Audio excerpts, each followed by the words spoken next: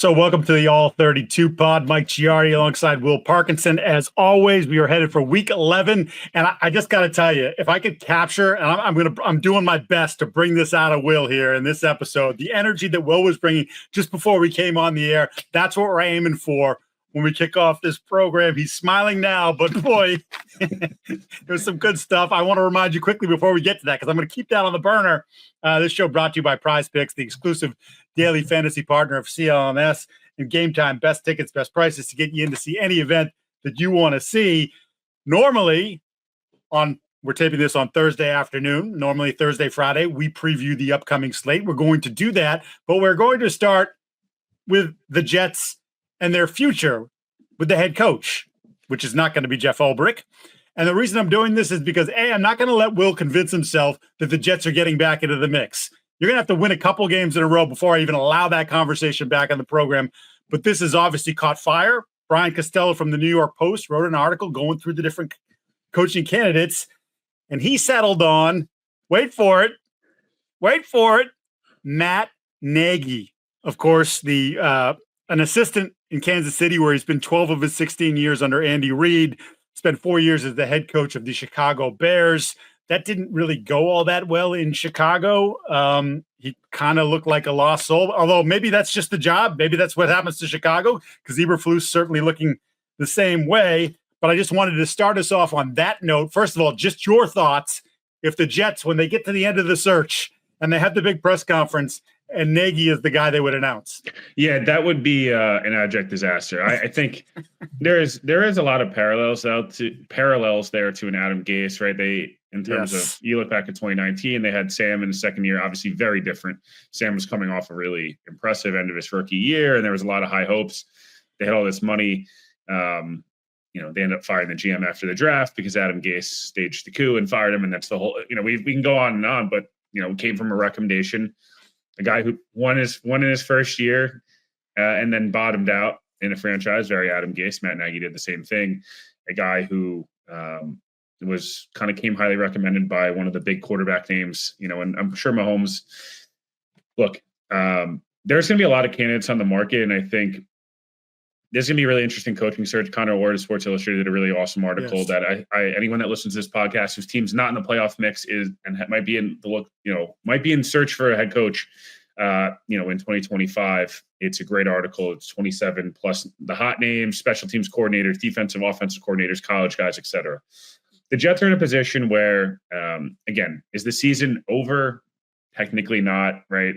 There's a lot of different things that can happen, but don't do it. But they would have to win this weekend and have luck happen, and then have to go on a roll. And again, that seems unlikely. So Jets Colts is kind of a loser leaves town officially match this weekend. We're getting Anthony Richardson back and so on and so forth. So that's the Jets Colts preview we're going to do. It's who has more cojones to try to keep their season alive, at least for a week. From the Jets coaching perspective, to me, I understand I'm sure the Patriots fans felt this way last offseason, and I think a lot of teams do when they're getting the hot offensive coordinator, the offensive play caller, head coach is the most popular thing right now in the sport. And I get it, and I'm not saying that it's wrong. To me, the Jets have no shot at Ben Johnson. I think we've talked about it before. Chicago, Dallas, other teams that are going to be able to either throw the full checkbook, the allure of the Cowboys job, right? Whether it's even actually that good of a job, who knows? He's obviously the hot name right now. Schefter's hinted at he's a guy who will basically not take any interviews, that he's not going to take that job. To me, Washington had the number 2 overall pick, a brand new owner, a new GM last year, and he didn't even get on the plane. So I don't see the Jets being in contention there. Then it changes to me to, Liam Cohen, but will he get the Bucs job? Because Todd Bowles seems to be in quite a bit of hot water at this point, and their schedule is not particularly easy to finish the year. So he's in a bit of trouble. Do you look at a Dan Pitcher in Cincinnati? He has no head coaching experience. I love him. He played at Cortland, so I'd love to see him get a job, but they have the best passing offense in the league. But again, he'd be a first-time head coach, first-time even real play caller. Yeah, and you'd have the fear there too of, Brian Callahan just got promoted as being the offensive coordinator who didn't necessarily call the plays, which is what Dan's doing now with Zach Taylor. and it's not going well in Tennessee. So are they going to shy away and say, all right, I need, at least Callahan did it for 3 or 4 years, I need to see more of Painter in that gig before I would consider it. Yeah, 100%. Then you look at a guy, a Zach Robinson, a Bobby Slowick, the guys that are,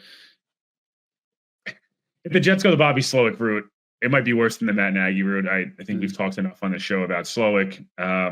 Then there's the defensive names you think of that are maybe more of the guys that could be the culture changers. Again, it doesn't have to be a defensive mind or an offensive mind. To me, it's about the Jets thought they were getting the CEO type with Robert Saleh. I think the Patriots kind of went for that CEO type in Giardi Maye. 100%. We've seen that success. You know, if you're not an offensive play caller, you're not a McVay, a Kyle, one of these guys, you know, a O'Connell.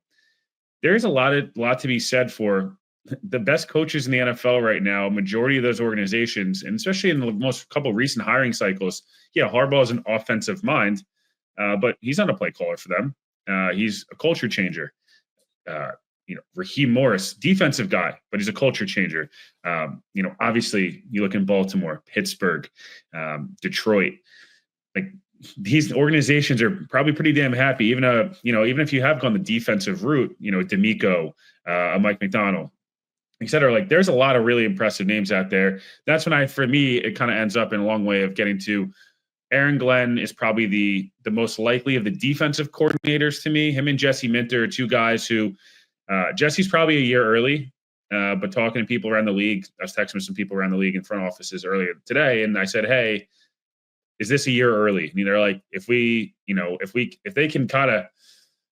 continue the track they're on, this is a defense that, you know, is probably not as talented as we thought, and they're the best defense in the league right now. Yeah. And like success in Michigan, success with the Chargers, Harbaugh, Tree. Young guy, 40, and he's 42 years old. Like that's so like that's pretty appealing to me. Obviously, it would depend on the GM. Aaron Glenn, another name, and then there's like the Mike Vrabel, Rex Ryan, John Gruden, guys that are proven, Pete Carroll, guys that are head coaches. I think Vrabel's the best guy for this job for many different reasons. The main two are the Jets kind of need an asshole that comes in the room and says like, this is part of why Rex was successful with the Jets was the roster was really good. Sure. And yes. Rex is a damn good football coach. And then I'll end this and I'll let you kind of hit on this as well. But it was like Jets football was like a thing. It was like the Jets played a specific type of football. They don't do that right now. They are easily walk-overable, and it's nothing to do with Jeff Ulbrich. It's just this entire regime and staff in general. Mike Vrabel would bring that. Rodgers and him have respect for each other. I think they like each other, whether that's, you know, quote unquote politics and for whatever reason. But like I think Rodgers would respect Vrabel right back. And I think that'd be a huge piece if Rodgers does come back in 25, which he's hinted at. Aaron Glenn, again, former first round pick of the Jets, played there for 8 years, been with New Orleans, been with Detroit, seen two cultures rebuild. So Vrabel, Glenn are probably the two top names for me. The other guy, Flores, is one name that I keep seeing, and Todd Monken. I don't think Monken will come here. He should have got the job 5 years ago when Gase got it. I think they blew their chance. And then lastly, Flores. Mike, you covered him longer than I did. My two biggest concerns, I know he's a New York guy, great defensive mind, great football coach. Quarterback was a huge issue in Miami. And again, I'm not saying he was even necessarily wrong about Tua, but that's not going to fly in New York. And the media stuff is concerning. There's stories of banning reporters from practices for criticizing the team. And again, I don't know the full story, but that feels like a bad solution. How do you feel about what I hit on there? Yeah. So I'll work backwards. So on Flores, and I heard this a lot when the Patriots didn't conduct a search and ended up on Mayo. They already come to the agreement, but like, they should have done Flores. They should, if you're going to go defensive guy, should have gone Flores. Flores' record in Miami was decent, right? They were supposed to be a tank for Tua team that year, but they played their ass off down the stretch. They went 5-7 down the stretch. They beat the Patriots in the final game of the season, cost the Patriots a bye. That led to Brady's last game ever in New England, the home playoff loss to Tennessee. Yeah. And then, of course, they were a competitive team. He's a 500 coach in 3 years, which is saying something. Not a lot of guys who worked for him enjoyed working for him. And I don't mean like he's a hard guy to work for because he demands so much. I think his personality was an issue there as well. And look, it's been a few years, and he's talked about growth. You had the conversation when Tua laid him out earlier this year, and he sort of didn't have to, but he got up there in front of the microphone and addressed it, and it definitely showed some remorse about how he acted as the head coach and maybe would he change some things. And I would say to that, I heard Josh McDaniels do that, not once but twice, and it didn't work. Now, is Brian and are they the same guy? I'm not saying they're the same guy. I'm just saying I've heard it before, and I was convinced that Josh had gotten it right. And then Josh went to Vegas and immediately reverted to Denver Josh. And, he didn't even last 2 years there, right? Gets fired into his second season. So I'd be concerned about Flores. And I think the media thing in New York, you got to be able to handle it. And if you show any thin skin, then that's just begging everyone to attack. And it's sports radio, it's the guys on the beat, it's the whole thing. Columnists that don't have to be there every day, but they can just freaking fire away shots. Like, if you can't handle it, they're going to eat you for lunch, and that's just going to lead to even more problems that I wouldn't trust him at this point. I wouldn't. And again, I think he's a terrific football coach, a defensive mind, but maybe he's one of those guys, and there are plenty of them, and there's no shame in it, but maybe you're just better off being that guy than being the guy in charge of the whole program. Aaron Glenn is interesting to me. Obviously, that's a great sell for the Johnson family. Oh, we're bringing back one of our own. Did you know he's older than Vrabel by 3 years? That sounds, yeah. I mean, I wouldn't have thought that, but like that you mentioned it, like when he was in the league, it's been a while. He's done a really nice job at Detroit, but he's not the biggest reason why Detroit is where they are. So the leadership qualities are undeniable, and maybe he would bring you that identity that you've been searching for. But that's where it comes down to Vrabel, and Vrabel absolutely, of all the people that you talked about, and I do not include Rex Ryan. I think that's absurd. It's been how many years since he coached, and when he did coach in Buffalo, it wasn't great. Like, dude, if you were going to bring in Rex, you should have brought him in week 5 when he fired Saul and said, hey, we're going to do the Jeff Saturday thing. We're going to kind of weed out the stuff Rex wants to do it. Now, I don't. If you're going to do it, if you're going to conduct, if you're going to conduct a full search and you're going to end up on him, then either you conducted a bad search or a bunch of people told you go screw, right? And then you're left with, oh, okay, well, hey, Rex, bring him back, But Vrabel, and then we've talked about this before, and you brought up some great points.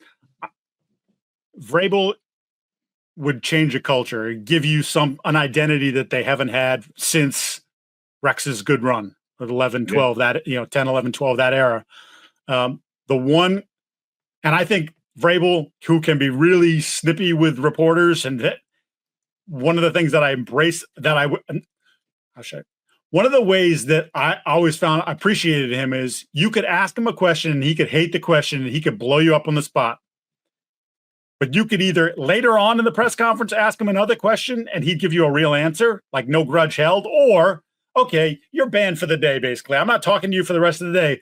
But then the next day, you ask the question and he answers the question. Sometimes he would even say, like, hey, guys, I was in a terrible mood yesterday. We lost the game. Our practice sucked.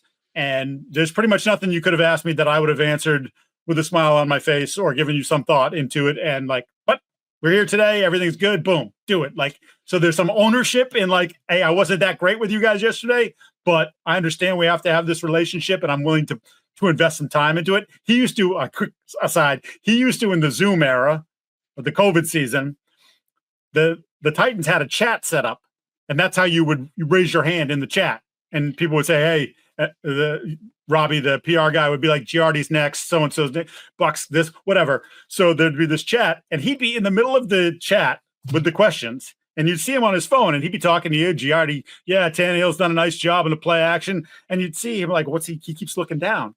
He'd be writing in the chat.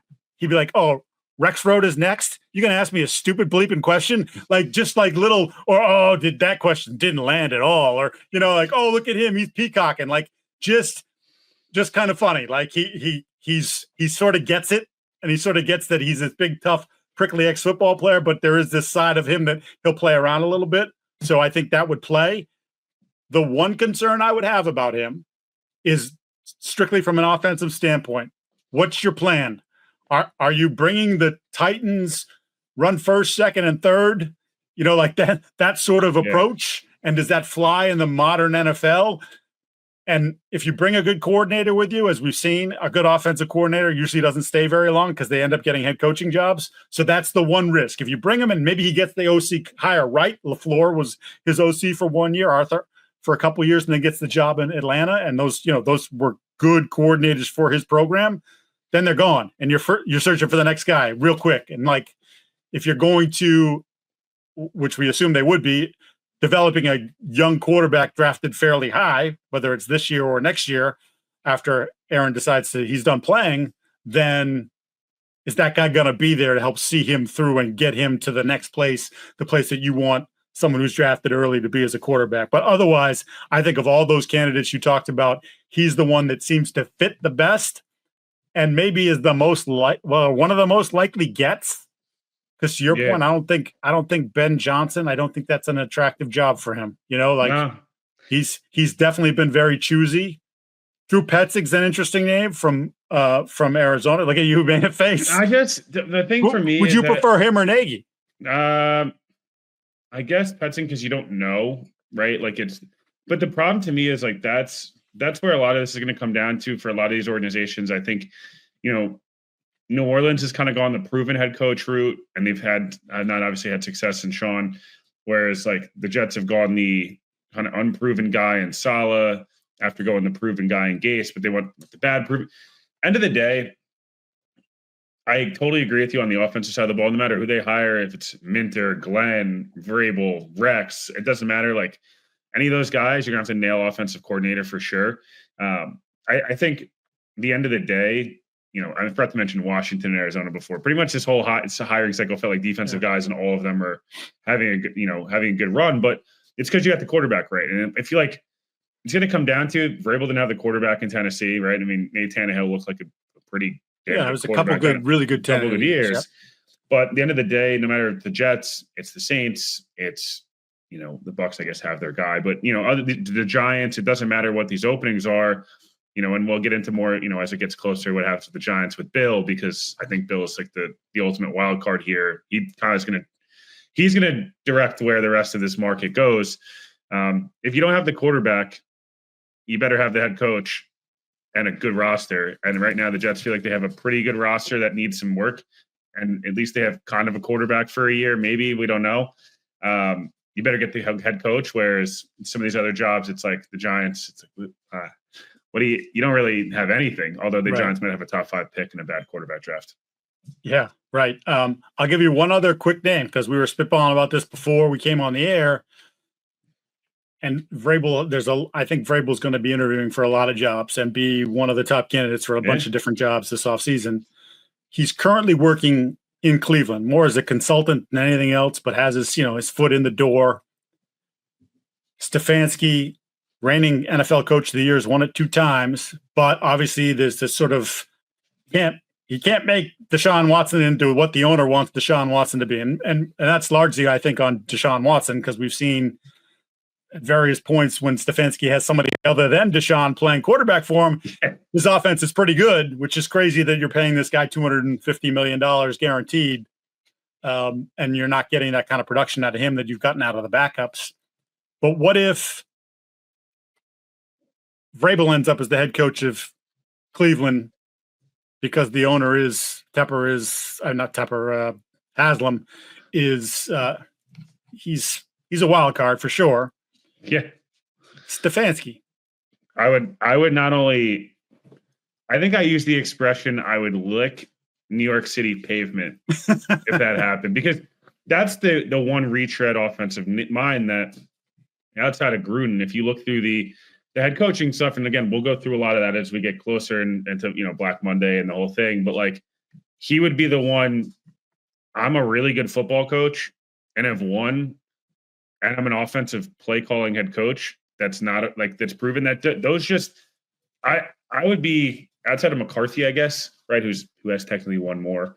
Stefanski's about 100 pounds lighter and 10 years younger, but at least he's the one other name that you would go, okay, you want Vrabel? Okay, well, we'll take Stefanski because Rodgers with Stefanski would be kind of fun, at least for a year. And whoever they would develop, he developed Baker, and I thought things were trending in the right direction. We all did, and that obviously fell apart. But yeah, that's the one other name.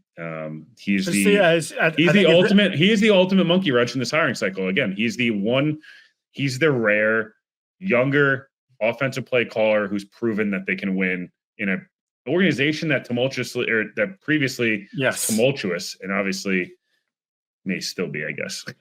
He would be interesting with the New York media because he is as flatline can be. Pretty boring. But hey, whatever. Maybe that's the thing that works. If he's not going to let it get to him and let stuff develop like that, where stuff takes a life of its own, then maybe it's not a bad way to be going into that market.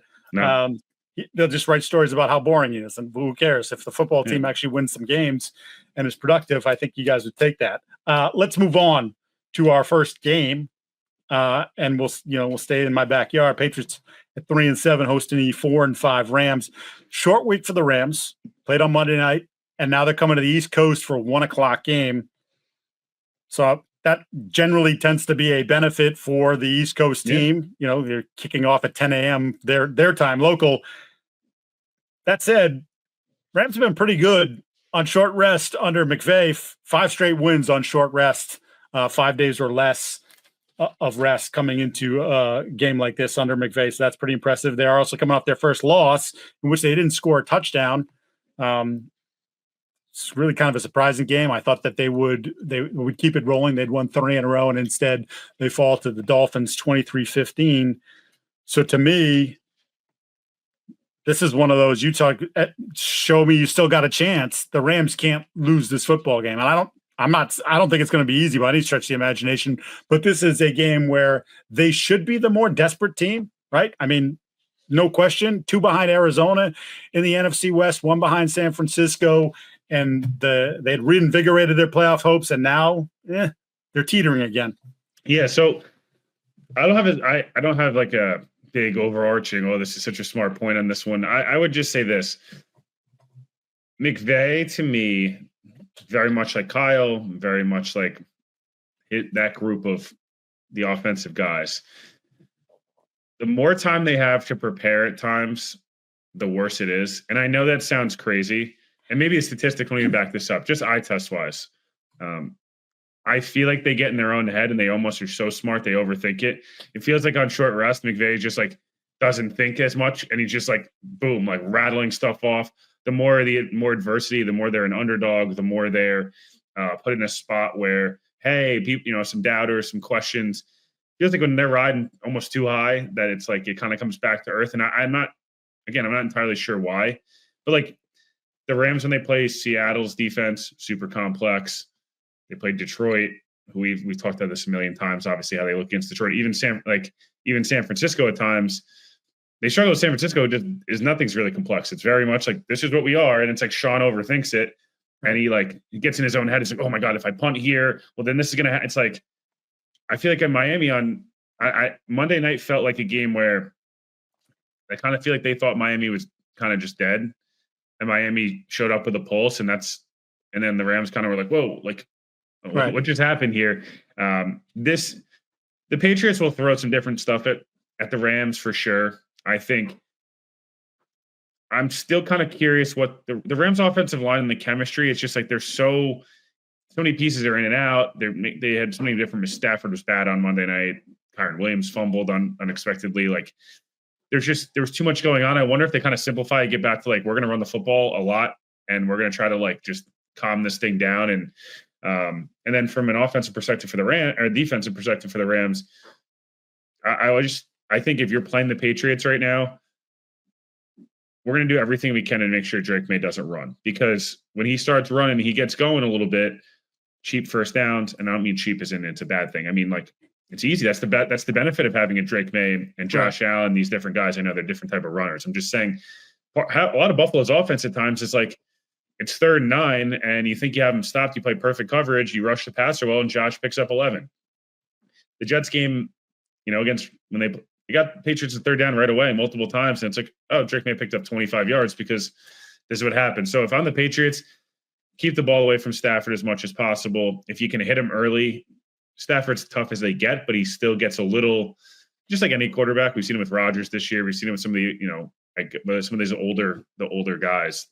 They just get a little antsy. Even Flacco when he's comfortable, right? I know they're different caliber, but Flacco when he come in early in the season with the Colts, it looked great because that line was healthy and whatever. Now they get 3 rookies in there and he starts getting hit early and he can't move. It's like Stafford's not going to go out and run. So this is a kind of no expectations. Would be a great win for the Patriots if they could figure out, hey, stack 2 in a row, some quality wins, right? Jets and Rams were 2 teams I had in the title game on both sides of, if the Patriots beat them, like, hey man, 4-7, like pretty respectable. Like this is not anything bad. And if you're the Rams, you cannot afford to lose this game. I know it's non-conference, but I don't expect Arizona to win out, but you still got to keep pace a little bit. Yeah, Patriots coming off their best defensive performance of the year, obviously, and we know it led to Shane Waldron, the final straw on Shane Waldron before he gets fired as the OC in Chicago, but held him to 142 total yards, had the 9 quarterback sacks. Chicago 1 for 15 on third downs. That is not repeatable against a Rams team that is obviously coordinated much better with McVay than Waldron was doing with Chicago, even after just saying they didn't score a touchdown in their last game. But the offensive line, to your point, the Rams offensive line, they got their bodies back mostly, and it was very disjointed. 4 sacks allowed, 6 quarterback hits. Stafford never felt comfortable. That's obviously an important path, I think, for the Patriots. If you're thinking about winning this football game and winning 2 in a row for the first time in basically 2 years, that's part of how you do it, right? Is to get to Stafford early and often, hit him, make him feel uncomfortable, and make some of those easy, layup throws, make him miss a couple of those, whether it be to Puka, Cooper Kupp, etc. I think the other aspect for me when looking at this game is Drake Maye didn't play his best game. In fact, is arguably his worst game in his brief NFL career. And that's not to say it was awful by any stretch of the imagination. It wasn't, but a terrible interception, which, as Alex Van Pelt told us on Thursday, it's probably going to stick with him for the rest of the year. That's how bad that play was. And then he said, when guys aren't open, there's always one guy who is actually open. It's the tuba player in the first row. Like, just throw it to the tuba guy, live to play the next play. You're hoping that Drake's going to learn that. But to this point, since his insertion as a starting quarterback, he has committed the most turnovers on average, turnover-worthy plays. And that's a concern, which, again, you're going to have to live with because he's a young quarterback trying to figure things out. But what you're hoping is, we talked about this a little bit last week about not being an error repeater. There were some errors that were repeated Sunday in Chicago, and it didn't matter because Chicago was so putrid and couldn't get out of their own way and scored just 3 points. But you just had the 1 touchdown that game, went 1 for 5 in the red zone. And that was, again, as bad a performance offensively they've had with Maye at quarterback thus far in terms of the passing game. So he has to get out of that in this game. The one thing I would say is the Patriots don't want any chance of winning this game. You better double, triple, quadruple team Jared Verse and the rest of this defensive line. The Rams defense is extremely young. They've done a great job at drafting. This is not a superstar defense. Like, it's not. It's just not. There's no Aaron Donald. There's none of that stuff.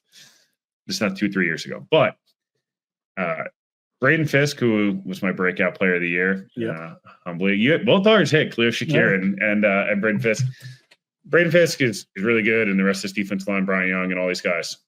Jared Verse is a stud, and it's kind of so obvious. I don't know how I don't know how of course he falls to the Rams, who tried to trade it for Bowers. That doesn't happen. Who would have been great too. The Patriots offensive line is a problem. I will be curious. Again, I mentioned early on, the Jets rush lanes against the Patriots were horrendous, right? Like, they just tried to go kill Drake Maye, and he just took off and ran. Very smart. I'm very curious to see. The rush lanes were a little sloppy from the Rams on Monday night. They got after Tua a lot, but they kind of just went almost too hard, and then he broke out for a couple of third downs. Be interesting to see how quickly Drake Maye pulls it. How they set up maybe a couple quarterback draws, some screen stuff to kind of just offset that because not for nothing, the Patriots offensive line struggles a lot with any pass rush, let alone a really good pass rush in Los Angeles Rams. Patriots have talked quite a bit about, it looks like they're going to run out the same offensive line group now. No more kind of screwing there around. we go. Yeah, it's, well, look, it's again Thursday. They reserve the right to change their mind as always. And starting to feel good about themselves up front. And I think generally in the building starting to feel good, which is interesting to me because, yes, you've won 2 of 3, including the Jets game. But the middle game, I can't forget. You lost to a team in Tennessee that was playing as bad at football as anybody. And they ran all over you. They had 400 yards of total offense against you. So, like, I appreciate the vibe this week. It's been good to go in there and guys are happy and smiling and whatnot. That said, like, okay, let's pump the brakes a little bit here. You've won games before this season. You haven't been able to repeat it, and that's a big challenge. I think with you're still trying to build a culture. You're still trying to figure out what the locker room's all about, who's leading, who's not, who's ready to follow, etc. So I think it's an important one for the Patriots just to continue those good vibes and be the team that Mayo keeps talking about he wants to be in the second half of the season, and that's a team that nobody wants to play. So. They were that last week, but against the team that was cratering. They were that against the Jets, but apparently that team was cratering too. So, this is a different spot. We'll see if they can make the Rams crater. But we should probably hear from Prize Picks, and we're going to have our picks later in the day. I've got a few good ones, I believe, and we'll focus on one of the big games that we're going to get to. But Prize Picks is the best place to get real money sports action with over 10 million members and billions of dollars in award winnings. Prize Picks has made daily fantasy sports accessible to all. You just pick more or less on at least 2 players, up to 6, and you can win 100 times your cash. CLNS, as always, has a great little promo here. So you just download the app today. Use code CLNS to get $50 off instantly after you play your first $5 lineup. Again, $50 off instantly after you play your first $5 lineup, and you don't even have to win with that $5 that you deposit. So many options this week. Like, I look at that Bills-Chiefs game. Do you feel like, once again, the Bills are going to get it done in the regular season against the Chiefs and Josh Allen turning into Superman? Well, he is Superman anyway, but against the Chiefs, he tends to go to a different place. If you think that, maybe you go in there and you decide more rushing yards, more touchdowns, whatever it may be. Or do you look at the Chiefs and say, is this the week they break out offensively? And maybe it's finally time to take more on Patrick Mahomes. Or you say it's going to be the same as it's been. I'm going less, and I'm going to trust that it's still going to be a 1-score game, and we know how they do in that. So just a reminder to download the app because Prize Picks, it runs your game. Let's get to another one of the big ones. The 7-3 Ravens at the 7-2 Steelers. So we have the number 1 scoring offense in football in the Ravens, averaging nearly 32 points per game against the number 2 scoring defense. The Steelers allowing just over 16 points a game. And by the way, you mentioned Minter with the Chargers as a potential head coaching candidate. The Chargers have the best scoring defense in the league by almost 3 points. They're averaging allowing like 13 points a game, which is bananas. Granted, their schedule been a little bit of a cream puff, but that's 13 points is 13 points.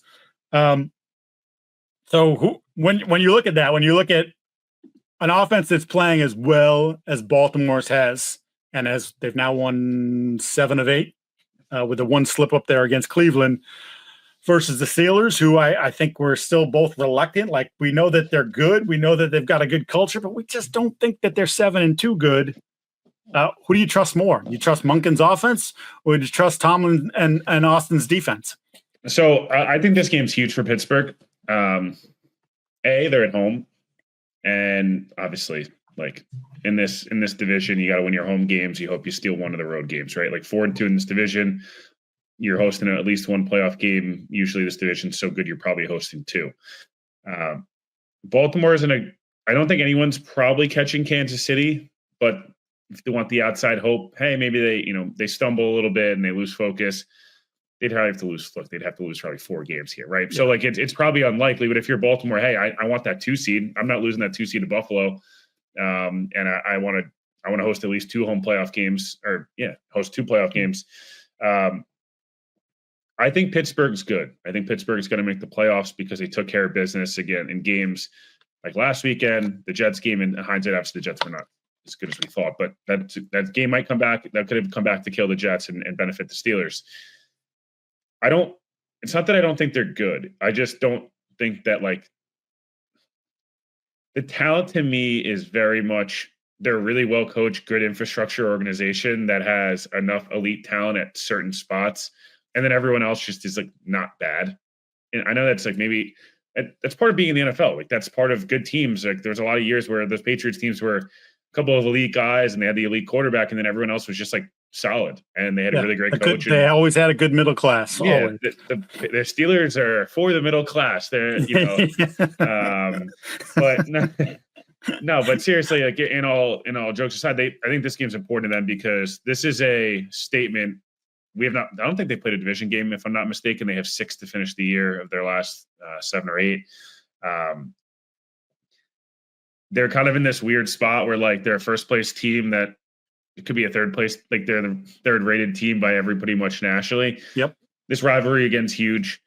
It feels to me like Lamar has been really good against Pittsburgh, but not always to his own level. Like I feel like they stifle him enough that they've won a lot. I don't know. I feel like I always, at least once every year, when Lamar's been in his prime, they at least take him out. Usually in Pittsburgh, the 2-point conversion game, I think that was 3 years ago now. And then 2 years ago, I think, they stifle him as a 1:00 kickoff and Lamar fumbling at the end.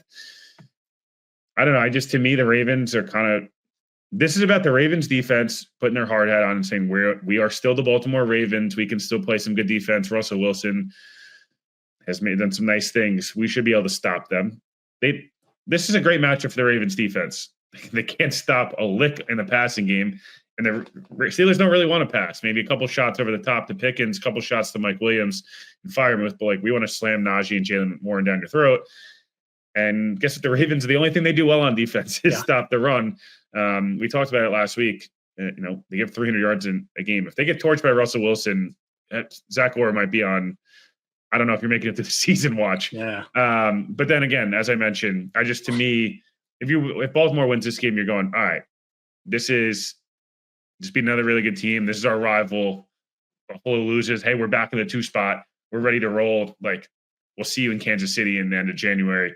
If you lose, you're like, oh man, we're game and a half back at Pittsburgh now. Like, how did that just happen? Cincinnati wins, and then all of a sudden it's like, I don't know. We're 2 games up on them, and like we're fine, but what's going on here? Again, to me, this is I expect Baltimore to win this game because they are really good at what Pittsburgh's not good at. And they're really good. It's strength on strength for Pittsburgh, Baltimore's defense, Pittsburgh's offense. And Lamar's playing football at a level outside of Joe Burrow. Like, I don't know who's been better this year. Josh has been really good. Pat's obviously awesome. And Herbert, and he's got Lamar's special. And another Harbaugh Tomlin matchup, baby. 2 non-offensive play callers. Right, there you go. Keep hanging on to that. Keep troubling in that. I'm protecting myself, okay? Yeah. Ravens haven't had less than 20 points and 375 yards in any game this season. Only one of 3 teams in NFL history to go through the first 10 games with that. The other 2, the 2013 Broncos, who were quarterbacked by MVP of that year, Peyton Manning, and the 2000 Rams, whose MVP had the MVP that year, and Marshall Faulk. So Lamar Jackson, 3-peat, or 3-timer, I should say, not 3-peat, a repeat, but a 3-time MVP, sort of tracking that way. Meanwhile, Steelers, 1 game where they've allowed 20 or more points, 375 yards or more of total offense. They will be without Alex Highsmith, their terrific pass rusher opposite TJ Watt, but they did bring in Preston Smith, who had a sack this past week. I love this game. We talk about the Deontay Johnson quote. Oh, I didn't see it. Oh, man. This Tomlin is the best, man. They asked him what it'll be like playing against Deontay, and he's like, didn't show up a lot on tape. We have other things we're more concerned about. We only kind of focus on the guys that are on film. And I was like, just told you you're a nobody. Well, look, he had to live that life. Has anybody had to deal with more crazy wide receivers than Mike Tomlin? They tend to get something out of them, and then they get them going. They get crazier as the years go on. Yeah, they can't take it anymore. But I love this game. The Ravens were my pick to win the Super Bowl this year. I think that their offense certainly has them capable of doing that. But to your point, what's the defense played at? A D+ level this year? C-, something to that effect? Can they find here? And we keep talking about it. It seems like every other week when we have the Ravens in our shows, can they get to a different level? They don't have to be an A defense. If the offense is this, just B minus, even C plus, is that enough with this offense? If this offense is able to maintain this type of pace, is that enough to be what I think they could be, what they think they could be? I think it is, but I'm not confident that they're going to get there yet because I keep thinking, okay, this is the week. This is the week. Now, this should be a good week. As you mentioned, they want to run the ball. Baltimore's a terrific job stopping the run. They can't defend the pass. These Steelers don't throw the ball over the middle. Everything's to the outside. Like, they should have an answer for this. Seems like Kyle Hamilton's going to go. That was the one question I was going to have. Him and Van Noy both practiced today. Usually you practice on Thursday. Good shot. You're playing on Sunday. That's huge. Obviously, again, he's not going to win Defensive Player of the Year. Probably maybe Brian Branch will win it. So maybe I'll right position. But yeah, he's obviously not had a Kyle Hamilton like year, but they're going to need him, if they want to win this division. And it's not just about the ancillary players for them. It's the stars got to play like stars. Matabike's had some moments here lately. Maybe he's coming around to the form he had last year. But yeah, this is a game that, let's put it this way. If I wanted to go to a game this weekend, there'd be two games that I'd want to go to other than the one that I'm going to be covering. And this would be one of them. And you know what? The best way to do that is use Game Time. Just download the app. Just download the app. It's so easy. Game Time picks, filters out the fluff to show you incredible deals on great seats so you don't have to waste time searching through thousands of tickets. It's not one of those sites where you got to keep resetting the thing because it's out of your price range or there's only one ticket and you want two and you want to be together, you want to be in the end zone.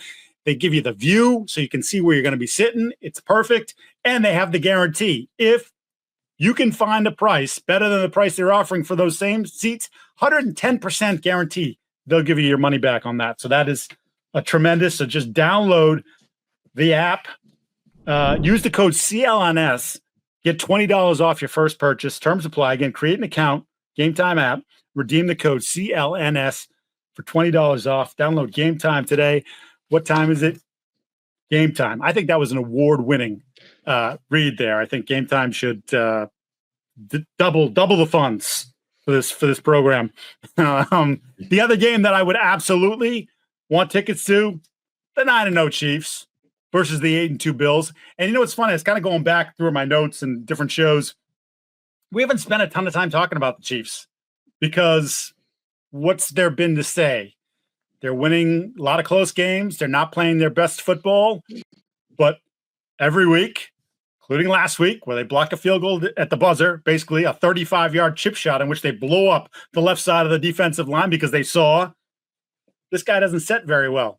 Sometimes he's not set at all. Ran right through him, knocked him on his ass, blocked the kick, win the game, survive a game in which Denver outplayed Kansas City in Kansas City.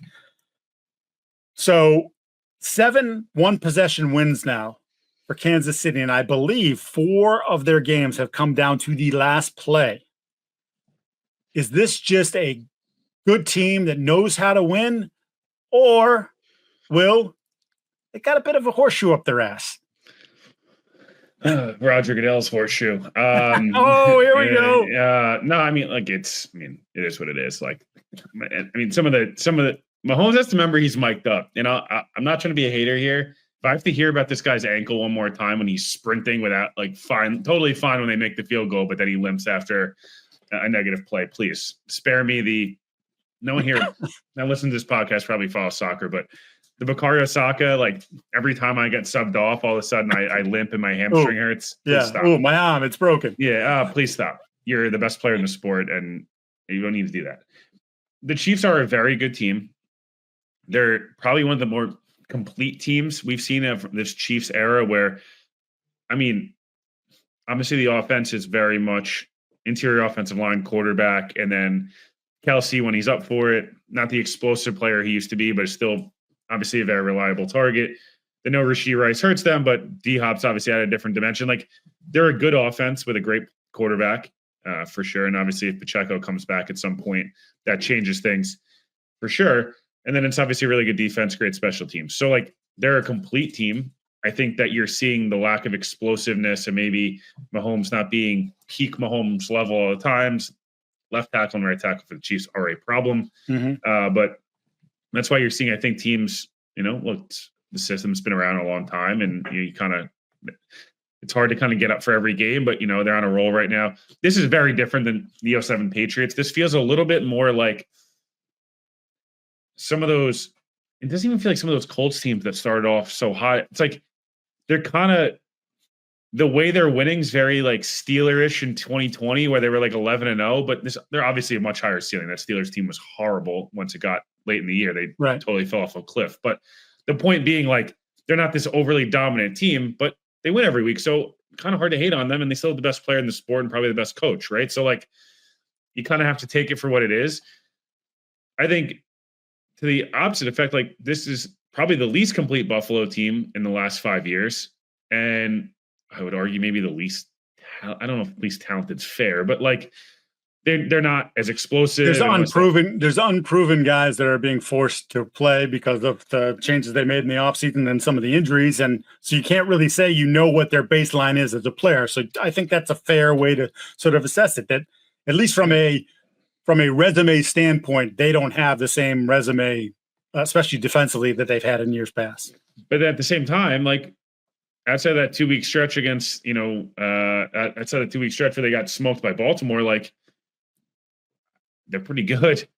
Yeah. I don't know if they really should have won the Jets game. They did. They took care of business. I don't know if they should have beaten Miami. They did. They took care of business. Like, two teams that are destined to meet again in January. I'm sure they will. Great quarterbacks, the two best probably in the league, or two of the best four. I think it's Mahomes, and have your pick of the other three guys who you like better. This is going to be a really fun game. I think it'll be interesting to see. We've seen a lot of some of these matchups, Buffalo, Kansas City, that's 41-38. You think of the 13-second game, but you think of a bunch of the other matchups that are high scoring, crazy. Oh, here we go, Jim. And it's like crazy. And then we've also seen some of the 20-17, 24-20 kind of gutty, grind it out. Like, it'll be interesting. Nick Wright did a whole segment on how the Chiefs shouldn't be underdogs. They're on the road against an 8-2 team. This is what happens in the NFL. I'm 2.5 point dogs. Yeah, which means I think usually get 3 points for being at home. So it means that the Chiefs would be favored on a neutral field. So, it just, to me, I feel like this is going to be a really good game. I think this game is more important to me if you're Buffalo because of last year. And I know it's just a regular season win, and the Yankees lost the Astros. It used to beat the Yankees, beat the Astros in the regular season, then we'll lose them in the playoffs, and it doesn't matter. But you still got to see the ball go in the hoop when you play the Chiefs. Right. Like, at some point, it's like, Kansas City doesn't lose this week. When are they losing? Right? Like, that's what it kind of starts to feel like. I mean, that Chargers game could be spicy, but I'm excited for this one. My one question will be, like, how this game's covered if Kansas City wins, but Mahomes isn't great and Josh is awesome. I think if it happens again, just would be interesting to see the talking points around it. Does it become very Brady and Peyton-ish, where it's like Peyton can't beat him, but the stats always look better? Like, I don't know. There's a lot of interesting conversations that come out of it. I honest to God, having watched every one of these games that they've played, I believe it's 6 times since the 2020 playoffs, if I have my numbers right. Bills are 3-0 in the regular season against KC, 0-3 in the postseason, been knocked out of the postseason in 2021. Do they hope they lose then? And in 23? I don't know. But, like, Josh has never been the problem in these games. Harrison Butker, as we just talked about, this is out 3 to 4 weeks. Headed to injury reserve. They've signed the Jets practice squad kicker who started for them last week. Okay. Now the Jets don't have a kicker again, and the Chiefs are now Spencer Schrader will be the Chiefs kicker. Okay. Yeah. Interesting. On that front, no Keon Coleman for the Bills again this week. But Amari Cooper said he's trending. He thinks he'll be able to go. Obviously, haven't had him for the last couple weeks. I was going to say the Chiefs and how they're playing offense, averaging 6.8 yards per drive, which is the most in the NFL. Have 22 drives of 10 plays or more, which is tied for most in the league with Washington. So they are playing in a different. They've been playing in a different style. When you look at yards per attempt and things like that for Mahomes is way down from in years past because they don't have that explosion on the outside. They're playing offense differently. He's actually kind of playing he's playing very smart football, I would say. I know he's turned the ball over a decent amount, but it's like, okay, you guys want to play the too high shell? I'll check it down. I'll keep checking it down. We'll keep checking it down, and that's why you have the long drives in those situations. I think it's a huge game for the Bills. I think the Mafia is going to be crazy. I think there's going to be great disappointment, of the two sides. If Kansas City goes in there and loses to Buffalo by 3 points, okay, we've been living a little bit dangerously all year. We go there, we give ourselves a respectable showing and lose. That's a great team. And, they've had our number in the regular season, but we'll see them again in the postseason. They'll have to come to us anyway, and we'll take care of them. Whereas the Bills, it's like, okay, obviously you're going to be measured once again on what happens in the postseason, much like we talk about with Lamar and Lamar's past success in regular seasons. But yeah, all right, you win this game, and all of a sudden you're a game out of having home field advantage throughout the AFC playoffs. It opens some doors for you. Maybe breathes a little life into you. Hey, you guys keep talking about us not being as talented, but maybe we're just a better team this year. Maybe Josh is playing the best football of his career, even if it's not always as spectacular as you're used to seeing. I don't know. But I think I think it's a more important game for the Bills, just from a mindset standpoint of this has got to be the year. We got to break through. We can't keep wasting Josh's prime. Let's beat this team. This team is ripe for the picking. And again, will matter more in January than it does now, but it still matters right now. So, Mike, the one question I have for you, just from a Josh Allen perspective, he excuse me. First 8 games or 7 games, 0 interceptions. Last 3 weeks, 4 picks, under 300 yards every game. Completion percentage has gone down the last 3 weeks. Rating has gone down. Colts defense is horrible. It was a bit of a weird game on Sunday. For sure, Miami's defense, not great, but, obviously Josh did Josh things.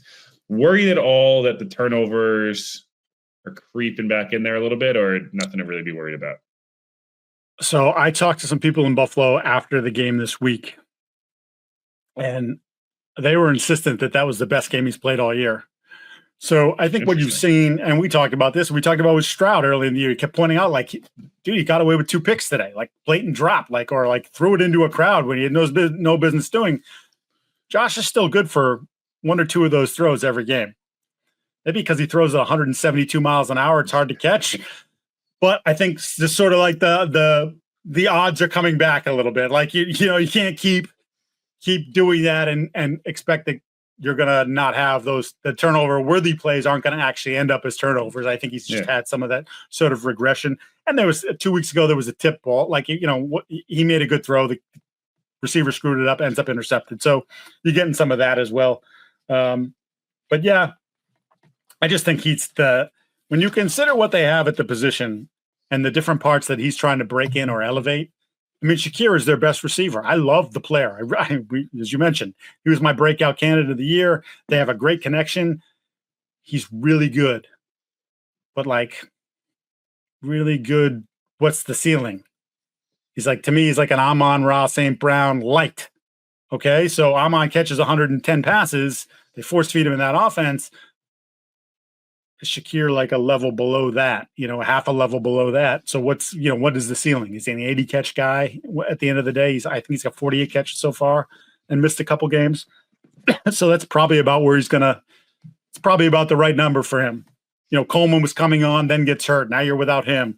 You start to develop a rapport with Cooper after the trade, then he gets hurt and he's down for a couple games. So now you're going to have to jumpstart that again. So I think he's been dealing with a lot of different things and making it work.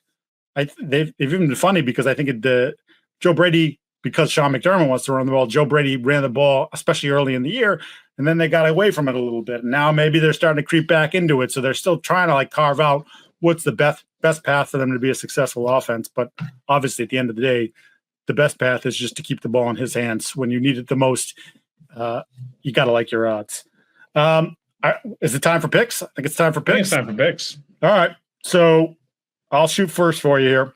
My prize picks of the week. I'm taking Pop Douglas, more receptions this week. I think they're starting to figure out that he needs design touches. They're going to, he's not necessarily the perfect fit for the offense in terms of the West Coast scheme and where they put a small slot guy. He's not always out there in the bigger sets, the 12 personnel with the 2 tight ends, which they love to run and actually has been their most successful formation. But they're starting to figure out, like, hey, we got to get this guy 4, 5, 6 touches a game. I'm taking more on Pop Douglas. I'm going to take more on the Drake Maye rushing yards simply because of what you said. I think, yes, the Rams were a little loose. I think he's just going to I think he's good to pop a 20-yard run at some point. I think that's just that's sort of his ability. And then I'll give you 2 quarterbacks from outside that game. Less on Will Levis, 183.5 yards. Less on Cooper Rush, 184.5 yards. Dallas, dumpster fire. I'll do one from the Jets Colts game. More, if you want to get crazy, I would just do more on anything Jonathan Taylor related. The Jets have had games where they have stopped the run this year, but the way they've been playing recently, it's been tackling optional. They had the most missed tackles, in the NFL last week, 20 in one game. The Jets were in a tackling clinic this week. They were in full pads yesterday, as they should be. Couldn't have told you I would have seen the Jets in full pads Wednesday, Thursday in November if they were 3-7. I'm going to go. We'll stick in I'll do one for tonight. I'll do 4. I'll do one for tonight just in case. Jalen Hurts less in terms of passing yards. I feel this feels like if they want to win this football game, just keep Saquon, more Saquon, and then maybe just a little bit more Saquon if you dumped on top of there. Last 2, for this week, I'm gonna go more Kyren Williams in terms of rushing yards and more in terms of touchdowns. This feels like a game where, while the Patriots do stop the run at times, the Rams are going to need to establish a tempo and a rhythm to this game. And a good way to do that is to lean on, one of the best running backs in the NFL that we frankly just don't talk about enough because, he's Kyren Williams, a 5th round pick, but pretty damn good player. Last one, I'm going to roll with DeAndre Hopkins in terms of more receptions. This feels like a game where does Mahomes lean on him now? It feels like they're starting to get into this rhythm, and 14, 16 points last week. Not great. Denver's defense really good. Buffalo's defense's spine's not great, but it's a decent defense. It's traditionally we've seen Garrett Wilson and other guys have success, score a touchdown or 2 here. This feels like the Chiefs offense has any hope of breaking out. DeAndre Hopkins is probably going to need to have something. Doesn't need to be the Bucs game, but it needs to be probably damn close. All right, I like it. That's going to put a wrap on this this Friday, Thursday, whatever. Yeah, Washington or Philly tonight. Philly. Yeah, me too. I think Philly's playing. Philly's been one of the 4 or 5 best football teams in the league for the last 5 weeks. Yeah, I think that continues. I think amidst their coach being Bryce Huff starting to cook, baby. Yeah, he's starting to cook. 2.5 sacks his last 4 games. Forced fumble. It's happening. He's a good player, man. I don't know what the heck took so long, but it's the fact that it's happening now is a good sign, right? He's starting to fit in on that defense. Fangio's figuring out how to use him. As a reminder to all of you, please like, subscribe, rate, review. We appreciate the feedback. As always, comment on the YouTube channel, whatever.